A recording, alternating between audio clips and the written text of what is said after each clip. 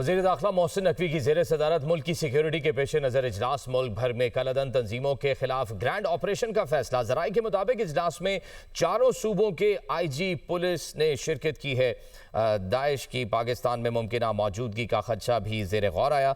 मजीद कौन कौन से अहम उमूर ज़ेर गौर आए बताएंगे। हमारे साथ इस्लामाबाद से आदिल तनौली मौजूद हैं। आदिल, आगाह कीजिएगा, कौन कौन सी अहम शख्सियात शरीक थी, क्या अहम फैसले किए गए? हाँ जी, देखें, वफाकी वज़ीर दाखिला मोहसिन नकवी की ज़ेर सदारत वज़ारत दाखिला में आला सतह मुल्की मजमूई सिक्योरिटी सूरत हाल के पेश नज़र इजलास हुआ है। इजलास में चारों सूबों के IGs की जानब से ब्रीफिंग दी गई है।